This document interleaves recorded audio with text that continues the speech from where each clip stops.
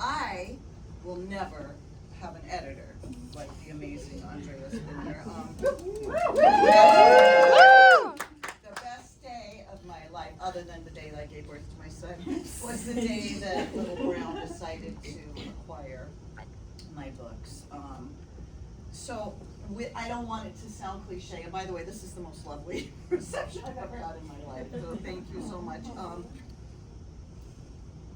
Cliche as it sounds, books change lives, and this book definitely changes lives. And as people that work for Little Brown, I just want to truly say to you from the bottom of my heart, you guys are changing lives out there.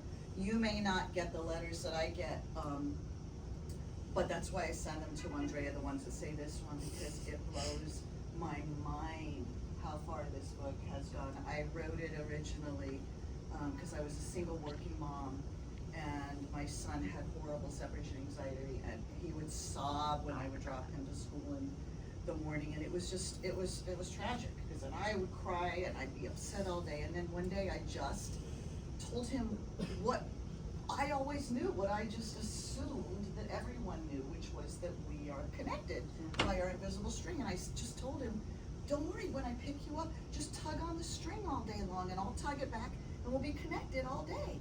He's like, we have an invisible string? And I said, of course we do. And by the end of that day, when I picked him up, he said, Mama, did you feel me pulling the string all day? And I said, I did. Did you feel me pulling it back? I did. And then his little friends, he was like, Miss Karst, is there really an invisible string? And does it go to my Uncle Enrique? Does it go to my guinea pig? Does it go to my grandma who moved to Florida? And the answer was always yes, yes, yes, and yes, and even there, yes.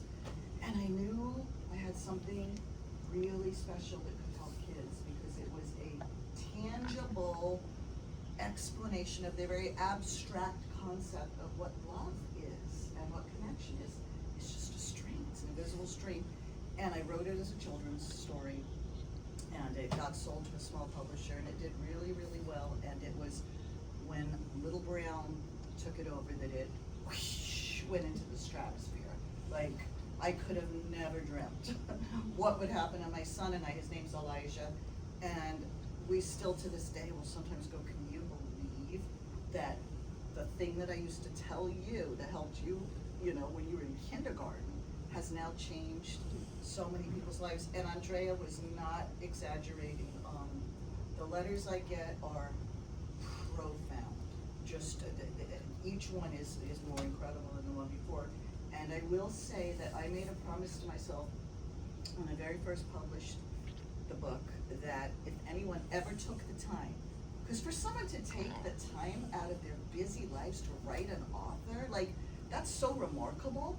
And I said, I will write back every single person that ever writes to me. So I really think that what has happened is that I have millions of love ambassadors out there, because when they get a letter back from the author they've written to, they feel seen, they feel heard, they feel special. And I remind them, hey, by the way, whether you like it or not, we have an invisible string now too, so there, and love is the superpower of the universe. It is the most incredible force. It transcends time, it transcends space. It is the reason for everything. It is string theory in a children's book, right? And I'm on the East Coast now because I did some book signings in New Jersey. I'm going to share that one little story just because I couldn't believe it. So, I spoke at a couple of different elementary schools, and at the end of the second session, a teacher came up to me and said, I'd like to introduce you to this really special little girl. She lost her father a week ago, and your book has really been helping her. And so this sweet little girl, about 10 years old, came up to me and she said, I just want you, she's fighting back the tears, she said, I just want you to know, my daddy died. And because I've been reading your book, and now I know forever I'm going to have an invisible string to him, and he has an invisible string to me, and we tug each other all day long, And I just held her in my arms, and she started to just release, and I said, I know you know that this is not just a children's picture book. This is the realest thing in the universe. It's realer than anything I know. And she said, I know that. And it was so, and then the teacher took pictures of us together so she could send it to the mom, who's obviously in a horrific grief. those are some of the more dramatic stories. I also get the lighthearted ones too, and I have the ones, I had a mom write me a letter that she had read the book to her son all the growing up years, and the day he left to go to college, he went driving off, and she was bereft, you know. She came back and sat down at the keyboard, and he had left a piece of string on the keyboard, and he said, "Mama, never forget."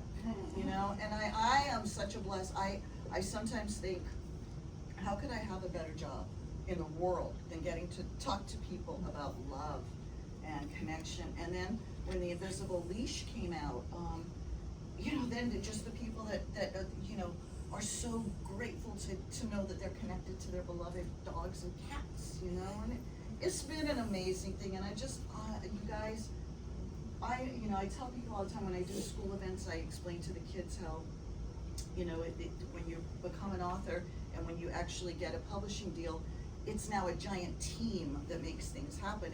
It's the marketing team, the promotion team, the design team, the foreign rights, the sales, the subsidiary, hiring Joanne Lubertoff, by the way, such a beautiful illustrator for the books.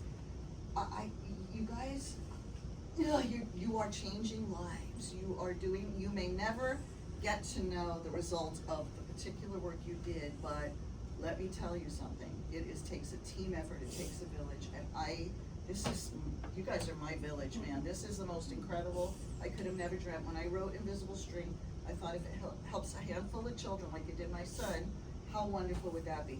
Could I have ever in a million years dreamt that 2.5 million, probably not 2.5 million now copies later, that this would be happening 26 years from the time of when it was first published? No, I could have never dreamt that. And Andrea is right. I am you know, I don't give up. I don't give up.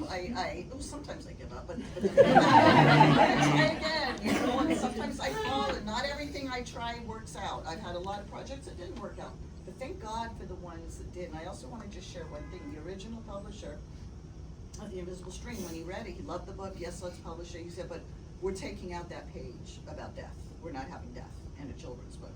And I said, oh no, we have to keep that page. And he said, no, it's depressing. It's so depressing. And I said, no, but how else can I possibly show the power of the invisible string? And it can reach to heaven, it can reach everywhere. And he left it in, and thank goodness he did, because there's a reason it's been on